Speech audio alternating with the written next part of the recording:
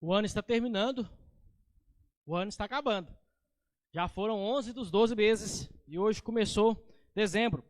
E como toda oportunidade que eu tenho, eu estou ministrando sobre os milagres de Jesus. Hoje nós vamos para o terceiro milagre da ordem, que é o dia em que Jesus ele vai acalmar uma tempestade. Abra sua Bíblia em Marcos capítulo 4.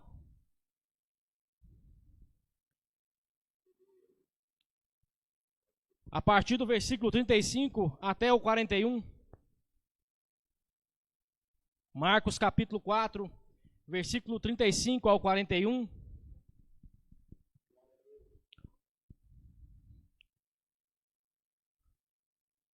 A minha versão é a Nova Almeida atualizada do Novo Testamento que eu estou aqui. Às vezes está um pouco mais arcaico, mas vai dar para vocês entenderem a palavra. A palavra diz assim, Marcos capítulo 4, a partir do verso 35 diz: Naquele dia, sendo já tarde, Jesus disse aos seus discípulos: Vamos passar para a outra margem. E eles, despedindo a multidão, o levaram assim como ele estava no barco, e outros barcos o seguiam. Ora, levantou-se grande temporal de vento, e as ondas se arremessavam contra o barco, de modo que o mesmo já se estava enchendo de água. E Jesus estava na popa, dormindo sobre um travesseiro, talvez na sua tradução almofada. Os discípulos o acordaram e lhe disseram: Mestre, o Senhor não se importa que pereçamos? E ele, despertando, repreendeu o vento e disse ao mar: Acalme-se, fique quieto. O vento se aquietou e tudo ficou bem calmo. Então Jesus lhes perguntou: Por que vocês são tão medrosos? Como é que vocês ainda não têm fé? E eles, possuídos de grande temor, diziam uns aos outros: Quem é esse que até o vento e o mar lhe obedecem? Amém? Vamos orar? Senhor nosso Deus e Pai, em nome de Jesus, derrame-se sobre nossa vida aqui hoje, Pai Santo. Pai, te agradeço por mais essa oportunidade, que o Senhor Deus venha falar. Pai, aquele que está debaixo de uma tempestade, de fogo cerrado do inimigo, que o Senhor Deus possa, Pai Santo, entrar com a tua providência, com a tua provisão, Senhor. Aquietar a tempestade, aquietar, Pai Santo, o coração, aquietar, Pai Santo, as suas casas, Pai, as suas vidas, Pai, os seus casamentos, Pai, seus corações, Pai, sua saúde, Senhor. Pai, que o Senhor Deus possa, Jesus Cristo, acalmar e aquietar aquilo, Pai Santo, que tem afligido seus filhos. Pai, em nome de Jesus, que tudo aquilo que não vem de Ti, Senhor, venha cair por terra. Nós repreendemos agora no nome do Senhor Jesus Cristo. Em nome do Senhor. Amém. Irmãos, pode sentar em nome de Jesus. A palavra do Senhor diz, em Marcos capítulo 4, que o Senhor Jesus ele começou a explicar o reino de Deus com algumas parábolas. E se você for lá em Mateus capítulo 8, do 23 ao 27, e Lucas 8, do 22 ao 25, você vai ver a mesma passagem. Só que nos outros dois evangelhos parece que é de uma maneira muito mais simples do que nesse. Parece que lá o intuito não é descrever Jesus como alguém que faz milagres, alguém que tem poder sobre a história. Mas em Mateus você vê um Jesus que é rei, um Jesus que ordena. E em Lucas você vê um Jesus que é homem, que estava cansado de tanto pregar. Mas aqui em Marcos você vai ver as duas coisas. Você vai ver o Jesus que é Deus e o Jesus que é homem. E é isso que vai falar conosco, porque a Bíblia diz que naquele mesmo dia ele tinha dado introdução ao reino de Deus. Pregava e ensinava o que fazia parte do reino de Deus. A gente conhece isso como o Sermão do Monte e depois as parábolas. E o intuito das parábolas é para que aqueles que ouvissem e não crescem, não chegassem de jeito nenhum ao reino dos céus. E a Bíblia diz que depois de um dia de serviço, de milagres e de sinais, ele estava muito cansado e queria passar para outra margem, que era da província de Gadara, onde tinha 10 cidades. A gente conhece ela como aquele lugar onde Jesus expulsou um demônio de um homem que destruía até as correntes. E Jesus, ele fala para os seus discípulos: vamos passar para a outra margem. E a Bíblia diz que os seus discípulos despediram a multidão e levaram Jesus como ele estava. Agora eu queria que você refletisse algo que a palavra do Senhor diz somente em Marcos, que Jesus é homem-Deus, o servo sofredor.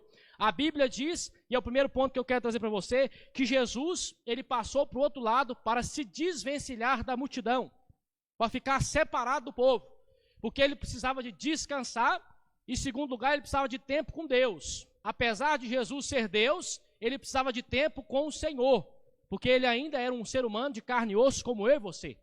Então ele precisava de orar, de reabastecer o seu coração no Senhor. E a Bíblia diz que o povo seguiu ele, que o povo foi atrás dele. O único evangelho que vai dizer que Jesus foi seguido pelo povo, por barquinhos, foi em Marcos. O povo não deixava de seguir a Deus, não deixava de seguir a Jesus. E a palavra do Senhor diz para mim e para você, que enquanto eles iam atravessando, Jesus estava tão cansado de se preocupar com o povo, que ele começou a dormir na popa. E se você saber o que é um barco, você sabe que tem a ponta, tem um bom bordo, esquerda, direita, e tem a popa, que é a parte de trás, aonde geralmente fica, nos barquinhos mais simples hoje, o motor. E era ali aonde Jesus estava dormindo. Ele botou um travesseiro, não sabe se é de almofada ou se é um travesseiro grande, e começou a dormir, a descansar. E a palavra do Senhor diz que ondas e vento começaram a se bater contra o barco. A palavra, quando ele fala assim, se grande temporal se levantou e se arremessavam, a palavra no original é chibatar o barco. Era como se essas ondas chicotassem o barco onde aqueles homens estavam e Jesus estava dormindo. A palavra não vai dizer para mim e para você se era uma causa natural ou se era uma causa sobrenatural. Eu achei de importante falar que alguns estudiosos creem que fosse forças sobrenaturais das trevas. Por que motivo? Porque em Marcos capítulo 5, diz que Jesus atravessou para a terra de Gadara. E a primeira pessoa que foi receber ele foi um endemoniado. O demônio dobrou-se e foi adorá-lo. E a Bíblia diz, para mim e para você, que o barco estava sendo chicotado. Então, algumas pessoas, alguns autores creem que quem causou essa tempestade foram demônios, a fim de que o Senhor não chegasse do outro lado. Eu já creio na segunda opção. Eu acho que foram forças naturais que o próprio Deus mandou para chibatar o barco. Porque aquele lugar ali onde ele estava atravessando, era um lugar que era cheio de tempestades. Vira e mexe, uma tempestade local vinha e arrebatava os barquinhos. Afundava os barquinhos. Então a Bíblia vai dizer para mim e para você que os discípulos começaram a ter medo. E ali eles ficaram de tão medo que eles foram perturbar Jesus para acordá-lo. E a palavra do Senhor diz que eles chegaram e disseram, mestre, não se importa que nós pereçamos. Em outras palavras, o Senhor vai deixar nós morrer aqui mesmo? É isso que o Senhor vai deixar? A oração desses discípulos é semelhante ao que Sansão orou quando ele matou os 1000 filisteus com a queixada de um jumento. Agora, depois de fazer tamanha feita, o Senhor vai deixar com que o seu servo caia na mão desses incircuncisos. Está lá em Juízes capítulo 15. E a Bíblia diz que Jesus se despertou, repreendeu o vento e disse ao mar, acalme-se, fique quieto. A palavra é cale-se. Para de bradar, porque quem manda aqui sou eu. E aí diz que o vento se aquietou e tudo ficou bem calmo. E aí Jesus dá uma reprimenda para todos os seus 12 discípulos. Por que vocês estão preocupados desse jeito? Talvez a sua tradução está escrito, por que sois tão tímidos? Ainda não possuem fé? Em outras palavras, por que vocês mesmos não pegaram e começaram a orar para repreender esse negócio? E a palavra do Senhor diz que os seus discípulos, possuídos de grande temor, diziam uns aos outros, quem que é esse que até o vento e o mar lhe obedecem? Então a primeira coisa que eu queria explicar para você é que o Senhor Jesus Cristo, ele é homem-deus. E enquanto ele esteve aqui na terra, ele trabalhou, ele se cansou, ele talvez não tenha se alegrado, porque a Bíblia não traz nenhum versículo que Jesus sorriu, mas ele se entristeceu com a morte de Lázaro, ele passou fome, passou sede, teve de enfrentar o diabo, morreu numa cruz por obediência ao seu Pai, para que eu e você pudéssemos estar aqui hoje. E tudo isso com a função de se assemelhar a mim e a você, para dar a salvação que está na sua graça. Então Jesus se faz homem, a ponto de levar sobre si os seus trabalhos, os meus trabalhos, e cansado daquele barco, estar ali arrebatado das suas forças, para que eu e você pudéssemos estar aqui hoje em semelhança dele e receber a palavra de Deus. A primeira coisa é que Jesus era homem como eu e você. Algumas alianças semi-cristãs dizem que Jesus era um espírito evoluído. Mas não tem como Jesus ser um espírito, porque espírito é imaterial, não se cansa. E a Bíblia está dizendo claramente que ele estava tão cansado que ele estava dormindo. Então tudo aquilo que é ensinado de que Jesus é um espírito evoluído ou alguém que está acima do material é mentira. A Bíblia diz que Jesus foi feito de carne e osso, colocado com o poder do Espírito Santo naquela mulher e gerado e trazido à vida para que se assemelhasse a mim e a você na morte. E é por isso que eu e você podemos ter vida hoje. E a Bíblia diz que ele estava cansado para levar sobre si o meu e o seu fardo. A palavra do Senhor diz que levantou-se grande temporal. Veja, o grande temporal que se levantou contra o Filho de Deus, se levantou para que quando o temporal se levantasse contra mim e contra você, ele pudesse ser aquietado. Porque a Bíblia diz que em tudo ele se fez parecido comigo e com você, idêntico, para que eu e você pudéssemos receber a presença dele depois. Então o temporal se levanta contra Jesus, para que eu e você possamos estar de pé quando o temporal se levantar contra nós. E a palavra do Senhor diz mais: do mesmo modo, as ondas chibatavam o barco e já estava se enchendo de água. Então eu estou explicando para você o que Jesus estava passando para que eu e você estivesse ali. E agora eu quero que você dê uma olhada nos discípulos, naqueles homens que estavam com esse homem Jesus. Porque na cabeça deles, Jesus era o Messias de Deus que tinha a obrigação de livrar aquele povo por mão de guerra. O que é isso, irmão?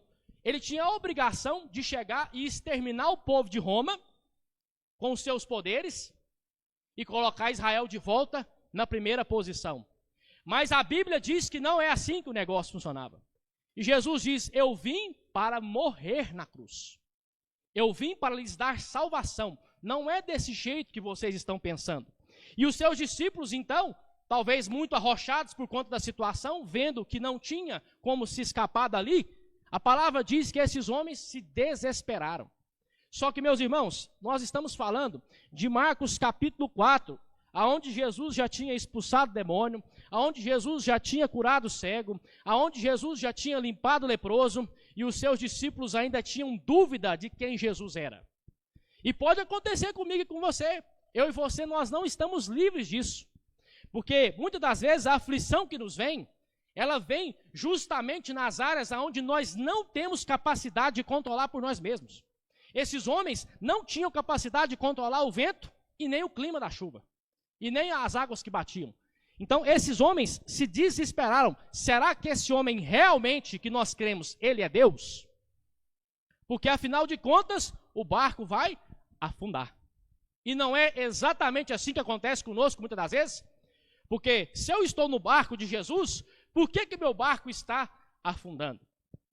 Por que meu barco está solapando? Se eu estou com Cristo, por que ele está deitado na polpa do meu barco, dormindo, enquanto ele deixa o meu barco afundar? É a pergunta que muitos cristãos fazem.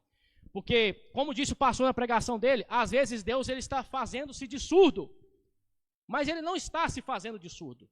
A palavra do Senhor diz que ele fica em silêncio para que você clame a ele. E a reação que você tem que ter é igualzinha dos discípulos. Mesmo que Jesus tenha falado que eles têm pequena fé, a sua reação tem que ser essa. Tem que incomodar Deus. Tem que falar com Deus. Tem que fazer o que não está fazendo para com Deus. A renunciar aquilo que não tem renunciado para com o Senhor. Para que o Senhor possa acordar e parar o vendaval que está acontecendo. Os cristãos, muitas das vezes, quando nós cristãos ficamos muito abençoados, muito na bonança, nós relaxamos no nosso comportamento e na nossa fidelidade para com o Senhor. Nós temos isso, é do ser humano. Quando o ser humano vai tudo às mil maravilhas, o barco vai seguindo a toda velocidade. E nós, muitas das vezes, nós não estamos muito aí preocupados com o que Jesus está pensando. E a palavra do Senhor diz que quando acontece isso, e eu e você não tomamos uma posição de servir ao Senhor, logo, logo, a chapa para o nosso lado vai esquentar. Porque a Bíblia diz que Deus corrige ao filho que o ama. Então, se tu, meu irmão, é amado pelo Senhor, pode esperar correção.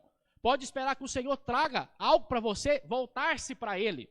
Se tu, meu irmão, é alguém que conhece a palavra de Deus há muito tempo e está com o coração longe da presença dEle, se você foi ensinado no Evangelho e você não dá crédito ao Evangelho, pode ser que o Senhor venha aparar você para que você venha recorrer a Ele. Se você está afastado do Senhor, como foi o meu caso, pode ser que o Senhor comece a aparar o seu coração para que você volte-se a Deus. Como foi o meu caso, de estar um dia sentado e pensado, bom, o que eu preciso mais na minha vida? Não tem mais sentido no que eu estou fazendo. Não há mais o que eu fazer. Eu já fiz tudo que uma pessoa da minha idade pode fazer. E falar, bom, eu estou a ponto de desistir. Então Deus, através de uma pessoa, te chama ao Evangelho de Jesus e te dá nova vida. Porque o seu desespero, a sua situação de desespero é tão grande que a única pessoa que você pode recorrer para resolver o seu assunto é Deus. O ser humano não vai poder resolver o seu assunto. Eu não vou poder resolver. O pastor vai estar com as mãos atadas. Mas o Senhor pode resolver o seu assunto. Deus pode resolver a sua situação. E é aqui que está. Algo que eu tenho falado muito e não vou deixar de falar.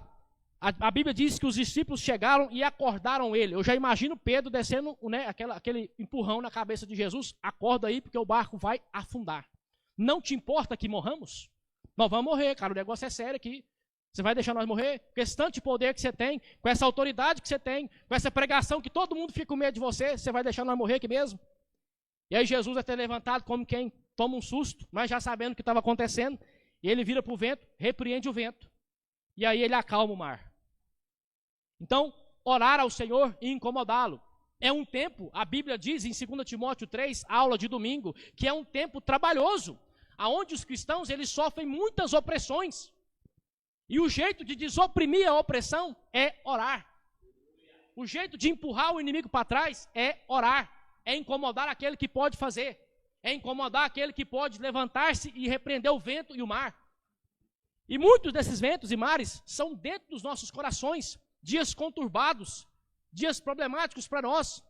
Às vezes a nossa situação para o lado de fora financeira está correndo bem, mas dentro dos nossos corações, da nossa mente, nós estamos todos perturbados com as aflições que nos acometem, que vêm sobre nós. E nós precisamos chegar ao Senhor e dizer, mestre, não te importa que nós pereçamos? Chega lá e fala, mestre, não te importa que eu pereça dentro da minha casa? Não te importa que eu pereça dentro do meu trabalho? Em outro lugar, a Bíblia vai dizer assim, Senhor, salva-nos, porque estamos perecendo. É aquele grito de socorro, quando a coisa está tudo desmoronando, está tudo caindo, e alguém está perto de você e você diz, salva-me, como fez Pedro, naquele dia que ele estava afundando na água, ele levantou a mão e disse, Senhor, salva-me. E a palavra do Senhor diz que Jesus estendeu a mão e devolveu ele no barco. E aqui a palavra do Senhor diz que o Senhor Jesus aquietou o vento e tudo ficou bem calmo. Então eu e você precisamos aprender a dar um grito a Deus. E perceba, meu irmão, esse grito aqui não foi um grito muito elaborado, não. Não precisa de você ficar fazendo oração esbanjadora, de falar que você é isso, aquilo outro, como fez o fariseu. Não, uma oração simples, despertando, disse, ele, acalme-se e fique quieto. Mestre, não te importa que nós vamos morrer? Salva-nos. Em outro lugar, a palavra do Senhor diz que Jabes, um homem sofredor, cujo nome era Sofrimento, 1 Crônicas 4, versículo 9 e 10, a mãe dele deu o nome de Sofrimento para ele. Já pensou um homem que já é amaldiçoado desde o dia que nasceu? E a Bíblia diz que ele era o menor dos seus irmãos, o mais sofredor. Mas a palavra do Senhor diz que Jabes orou ao Senhor e disse, se tão somente tu me abençoares, muitíssimo. E a Bíblia diz que a partir daquele dia ele foi abençoado de tal maneira que foi maior do que todos os seus irmãos. Porque ele orou ao Senhor e Deus mudou aquilo que tinha. Então, oremos. A minha oração não precisa ser bonita. A minha oração não precisa ser consagrada. A minha oração não precisa ser aquela oração que você fica 2 horas planejando ela. Não. Apenas ore ao Senhor e coloque aquilo que está dentro do seu coração na presença de Deus. E espera pela resposta. Porque nós, muitas das vezes, meus irmãos, nós ficamos com aquele negócio de ensaiar algo para Deus que a gente não é. E o Senhor sabe que eu e você não somos. Sabe que eu e você nós não sabemos orar desse jeito. Com esse rompante que nós queremos ter. E o Senhor se agrada muitas das vezes numa oração mais simples. Salva-nos. Dá-me uma só palavra, como diz o centurião de Cafarnaum. E ele repreende. E eu queria que você prestasse atenção nessa repreensão que ele dá ao vento e ao mar. Gênesis capítulo 1 diz que Deus criou os céus e a terra e fez os firmamentos. E a palavra do Senhor diz em João capítulo 1 que Jesus, que é a palavra de Deus, estava no dia da criação.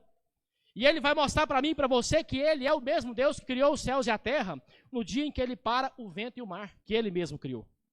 Então a palavra do Senhor diz que esse mesmo Jesus, encarnado em carne e osso de homem, é o Senhor dos exércitos que fez os céus e a terra. É o Deus do Antigo Testamento. É o Deus da Nova Aliança. E ele veio para aquietar as coisas e desfazer as obras do diabo, como está escrito em Hebreus. a desfazer aquilo que o inimigo fez, e a desfazer aquilo que eu e você não temos capacidade de resolver. Então a palavra do Senhor diz, então Jesus lhes perguntou, por que vocês não têm fé? Por que vocês não têm fé? Por que eu e você não temos fé? Por que eu e você não colocamos o nosso coração ao Senhor? Talvez porque nós temos tudo e não nos falta nada? A palavra do Senhor diz que aquele que está muito acomodado, pouco busca de Deus. Precisa buscar do Senhor. Talvez que tudo está correndo bem e eu e você não vejamos a necessidade do Senhor. E tem muitos cristãos que têm esse comportamento. Talvez a coisa está correndo bem e nós não exercitamos a nossa fé. Alguns até deixam de ir para a igreja. Olha, está tudo bem, né? Hoje tem o culto de fé e eu vou matá-lo. Eu vou no domingo. Aí chega na escola dominical, eu vou matá-la. Eu vou no culto de noite. Quando ele vê, ele está sem forças para vir no culto de domingo de noite. E aí ele começa a passar por um processo de que ele precisa ser limpo de novo para ser trago à presença de Deus. Meus irmãos, isso que eu estou dizendo é muito sério. Um culto, uma semana de culto que tu falta, é capaz de te tirar da presença do Senhor. Porque tantas coisas acontecem que talvez você tenha que fazer um esforço gigante para retornar à presença de Deus. Só quem já foi desviado, só quem já desviou sabe o que eu estou falando. A dificuldade que é você retornar para a presença de Deus a partir do momento que você sai da igreja ou ferido ou porque você mesmo decidiu sair. Você vai ver a dificuldade que é retornar para o rebanho. Parece que você não entra na porta do curral. Parece que você não dá conta de entrar mais. Parece que dói você limpar a sua alma. Parece que você não quer que Deus venha falar contigo. Porque nós sabemos o nosso erro e nossa falha. Então, eu digo a você, fique na presença do Senhor. Fique na dispensação de Deus. Você não perde em nada por vir no culto prestar culto a Deus. É prestar culto, não é assistir culto. O que é prestar culto? Eu venho para cultuar. O que é assistir culto? Eu venho para ver o que está acontecendo, depois eu vou embora. Há uma diferença entre eu ser um ativista praticante do culto, a cantar a Deus, a orar a Deus, a proclamar a Deus, a escutar a palavra de Deus e dar o meu testemunho aqui, do que eu vir somente para assistir o culto. Então, quando eu tenho fé no Senhor, eu cresço diante de Deus. Eu preciso buscar a Deus a minha fé. Vocês lembram daquele milagre que Jesus faz? Que o homem diz assim, Senhor, o meu filho é um endemoniado desde o dia que ele nasceu, e o capeta pega ele e joga ele no fogo, e o capeta pega ele e joga ele na água. Cura ele, Senhor, se tu puderes, tu cura ele. Aí Jesus vira para ele e fala assim, se eu puder? Como é que é o negócio aí? Se eu puder? Aí ele vira e fala, Senhor, me ajuda na minha pequena fé. E aí Jesus fala assim, seja como foi feito. Como tu falou, vai acontecer. E diz que o menino ficou limpo na hora e o inimigo saiu dele e ele foi restaurado por completo na presença de Deus. Então, se eu e você não temos essa fé, se não estamos, meus irmãos, acomodados, peçamos fé ao Senhor. E se estamos acomodados, peçamos fé ao Senhor. Foi dito aqui, a pastora falou, pedir a Deus que mande pessoas para trabalhar. E quem sabe não é você quem tem que trabalhar para o Senhor, não é você quem tem que se candidatar ao ministério do Senhor, não é você que tem que se impor, porque a Bíblia diz que eu e você temos que dar um passo para frente para que Deus faça também em nossas vidas. Então, a partir do momento que eu me coloco na presença de Deus, eu e você, nós estamos dispostos a colocar a fé em prática e Deus nos parar a tempestade, parar o vento e nos dar o milagre. Agora veja, precisa-se de uma disposição. Porque não é somente o barco afundar, não é somente Jesus estar no meu barco, eu tenho que ter uma disposição. E eu queria que você fizesse uma última análise dessa passagem aqui, antes de nós encerrarmos. Veja bem, a Bíblia diz que eles estavam com Jesus no barco, com Jesus dentro do seu barco. Se Jesus não está no barco, o barco afunda. Não tem situação para você escapar. Se Jesus não está no seu barco, o seu barco está condenado. Isso acontece com boa parte daqueles que não aceitam o Evangelho e não vão aceitar de jeito nenhum na sua vida. Mas há uma parcela que vai aceitar o Evangelho. E há muitos que estão aqui que já aceitaram. E Jesus está no seu barco. E talvez ele esteja até acordado. Mas na maioria dos nossos barcos ele está dormindo. Nós precisamos incomodá-lo.